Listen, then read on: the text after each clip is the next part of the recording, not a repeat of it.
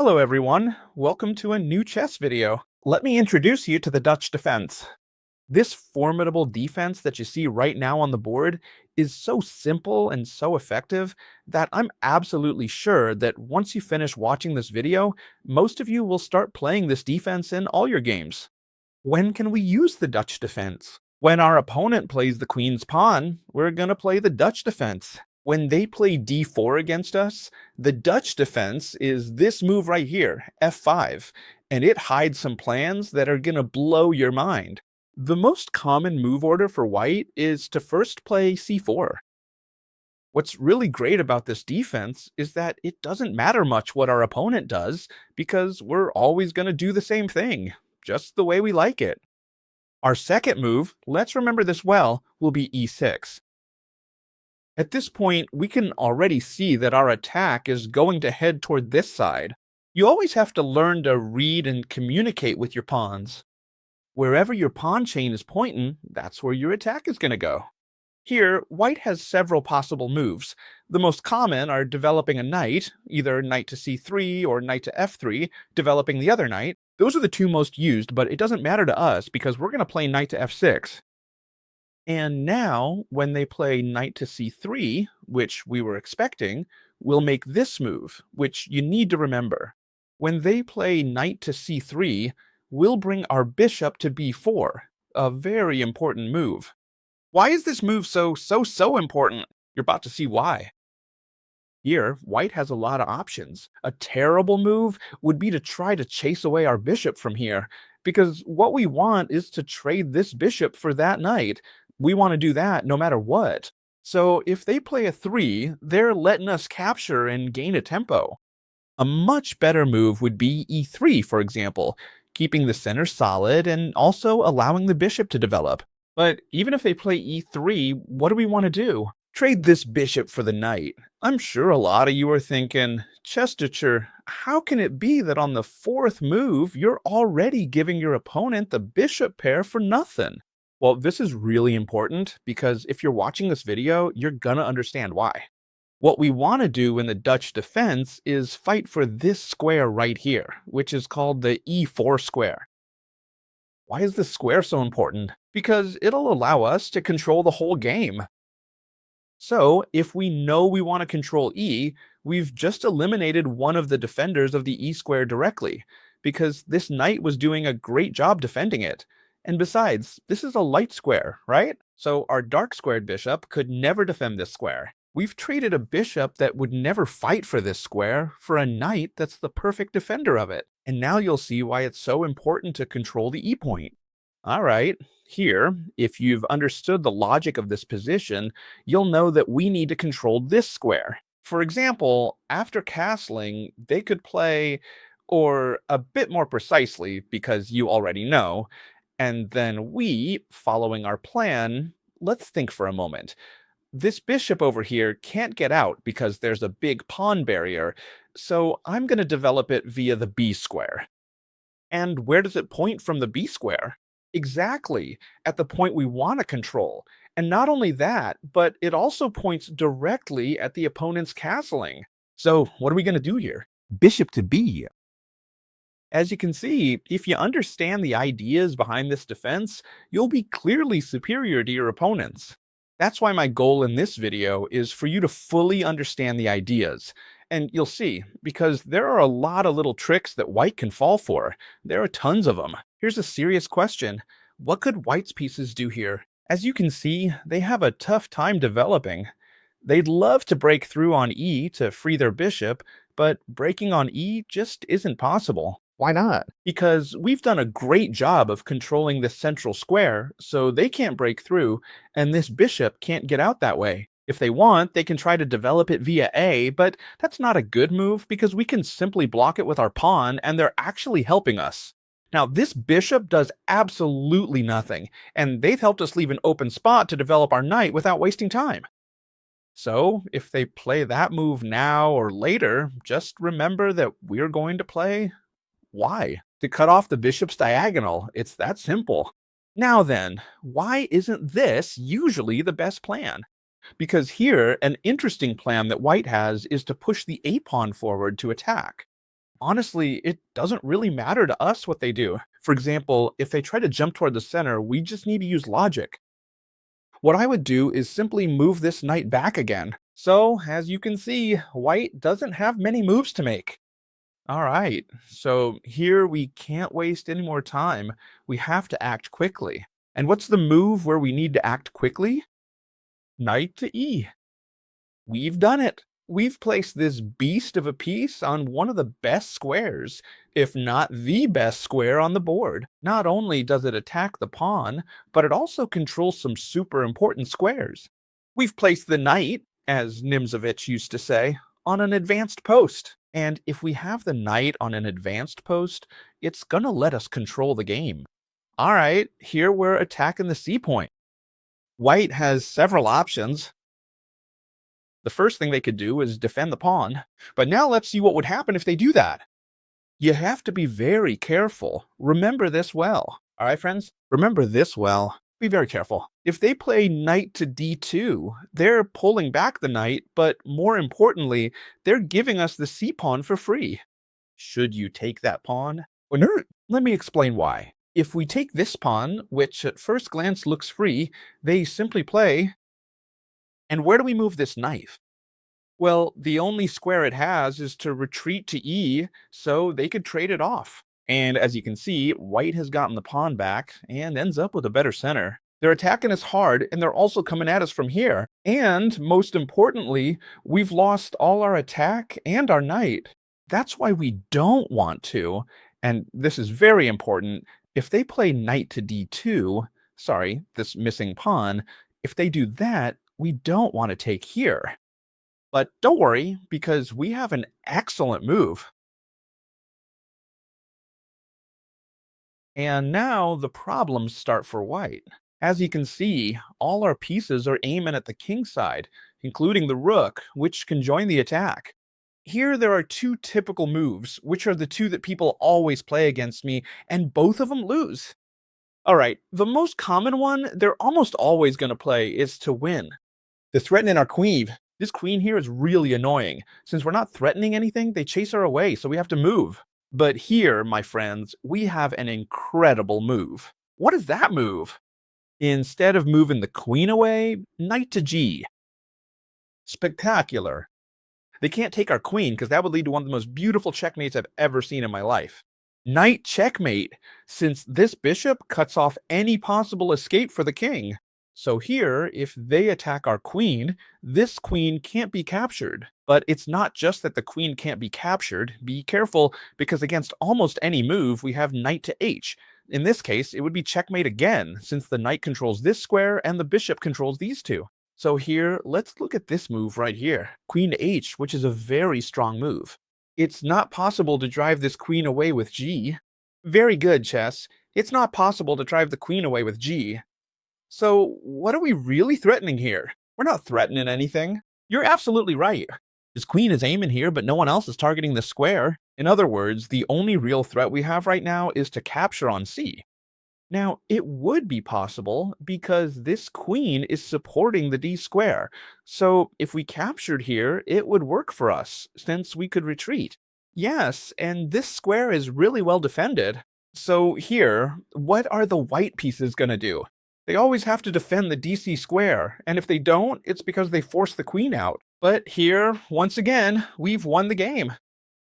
Let me explain how to checkmate in this position, because it's simple. You just need to pay close attention. We're gonna let this bishop come in.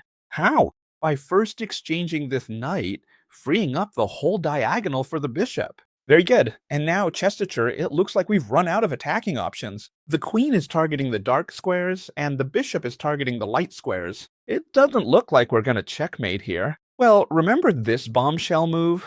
Spectacular. Look, I really love this opening, I'm telling you honestly. Leave a big like if you want more videos about this opening, because I truly love it. Bishop takes on g ends up being a decisive move. If they don't accept the sacrifice and decide to move the rook, they're going to have a really hard time, because we'll simply place the bishop here and end up checkmating. So this sacrifice must be accepted. Once this sacrifice is accepted, there's no way to escape. Our plan, place the queen on f. Place the queen on f. How? Well, it's very simple. First, we give a check, and now when the king moves, he can't go here because it's check, so he has to go to H no matter what. We place the queen on F, and it's check too. As you can see, we have the queen cutting off the king, and now all we have to do is bring in the rook. All we have is a queen and a rook, and that's going to be enough to checkmate. What can white try here as a last resort? Well, move the rook somewhere to try to escape through here, because otherwise rook to g would be checkmate. But don't worry, because we're going to checkmate just the same. Remember this, if they've moved the rook to escape on this side, let's be consistent. Do we want them to escape? No. So this queen switches sides, and now the diagonal we're controlling is this one. So what are we threatening? Checkmate right after. The only thing they can try to hold on. As you can see, I'm explaining all the possible defenses so that no matter what they do, you'll be able to checkmate them. The only thing they can try to hold on with is king to head. So if we now place the rook over here, they could play rook to g, defending against everything. But that's just wishful thinking. We're going to force the king to move back here. And how are we going to do that? With rook to h, as you can see, we're threatening mate in 1. Is there any piece that can come to defend? No. The only way the king can try to escape is by making this move here. But now, since we have the queen's barrier, rook to g, check, the king has to come here, it's the only move, and queen to g, checkmate. What I'm about to show you now has helped me win a ton of games, so pay close attention. When we play knight to e, our favorite move, in fact, we've built the whole bunker just to place our knight on e, as I was explaining to you. We just saw that it was a dangerous, double-edged move, but if we know it, we'll end up delivering checkmate. Be careful, if you hadn't watched this video, you definitely would have captured this pawn here. But very good, knight to d might not be the most popular move, especially if the level of play isn't very high elo, right? What's the most popular move if we attack a pawn? Defend it. So that's the most popular move of all. It's defending the c-pawn, and now it's attacking this knight with several pieces, putting a lot of pressure on the d-square. Very good. Now here comes one of my favorite opening tricks. It's a trick that everyone falls for. We're going to play knight to c. It's a super important move. Why? Because they're threatening to push this pawn forward a lot, which could have serious consequences, since they could start attacking us heavily on this flank. The first thing it does is stop this possible pawn advance, because we would simply capture it. Very good, but what about knight to c? Which stops defending the most important part of the position. So here, the players with the white pieces start rubbing their hands together, thinking, I've managed to win a pawn. Because look, how many pieces are attacking? 1, 2. How many are defending? Just the pawn. So here, white says, well, I'll just capture this knight. Bishop takes on e, pawn takes, and queen takes. They've managed to win a pawn. And not just any pawn, but the most important pawn in the position. But this is a serious mistake, my friends. What are we doing? Well, now we're going to hit the queen with a discovered attack by playing knight to h, gaining a tempo. Very good. The queen has to move back, but be careful because we're threatening this pawn. So the queen has to come to d, and now, has the attack ended? No, we haven't won the game yet, and the game is won in the following way. A brutal rook sacrifice. The knight falls, and that's it. Rook takes on f, we've won a whole piece. So they have to capture, and then the queen and bishop are going to deliver checkmate. Check, the only move, and now bishop takes on f. Checkmate. So we know that we should play knight to c, remember this well, to prevent them from advancing here, and to tempt our opponents a little to capture this knight. A lot of you might say, but it's as simple as cutting off the diagonal and then capturing this knight, and be careful, this looks really good, and in fact, people have played this against me many times, but it's simple. Let me explain that even if they don't fall for your little tricks, you can keep putting on the pressure and still win the game. For example, what is attacking our knight, and what is our plan? Well, we move it aside for now, we're not threatening anything yet, but our opponent could capture this knight here, win in the pawn, and CHESSTEACHER, what happened? Did you lose the pawn for nothing? No, don't worry, because our attack is much stronger than the pawn. Queen E is a move that will always work for you because when you can't get in through the dark squares, you switch the queen. The queen is very flexible and will come in through the light squares. And be careful because here I often see some very serious mistakes. For example, this queen is vulnerable to discovered attacks, so a very interesting move could be to sneak in through here. Right now, that wouldn't be possible because we'd be facing a fork. So, well, bring in the queen over here, for example. No, but that doesn't matter to us because our rook, our bishop, our queen, everything is well positioned to win the game. Let me explain. Here, we could win outright with this move. We attack the rook, and now we attack the queen. This is a typical maneuver for this knight when they decide to push the d-pawn, because it leaves such a great square for our knight. We attack the queen, and here we've already won the game. How do we win the game?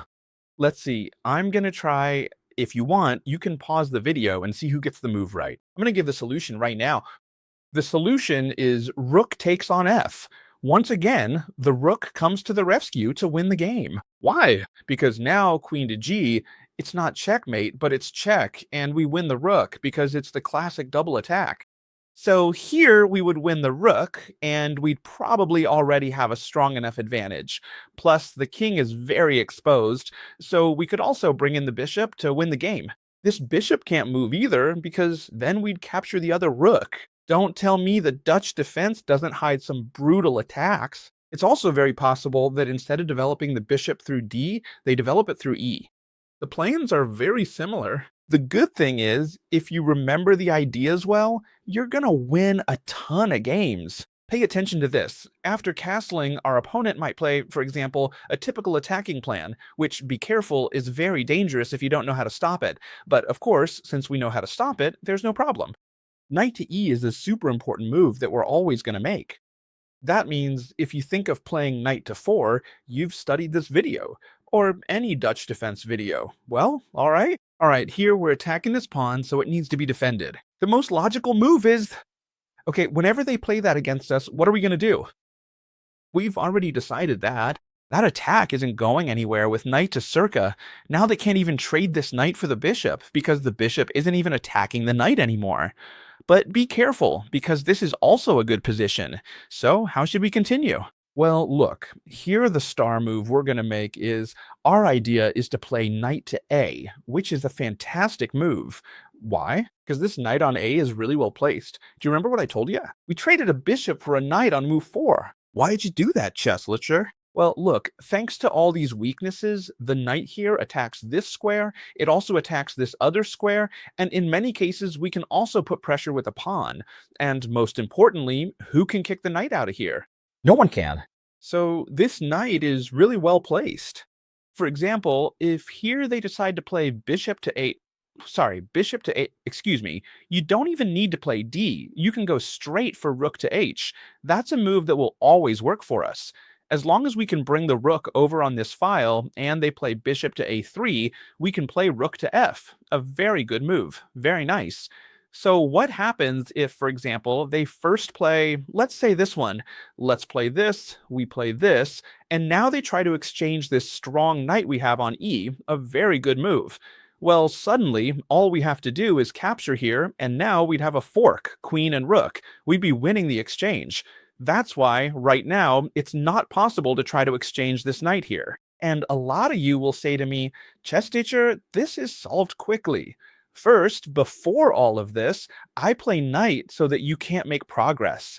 That is, for example, before you play the knight over here, I try to exchange knights with you. Would that be possible? Yes, but don't worry because it's very simple. It's very simple.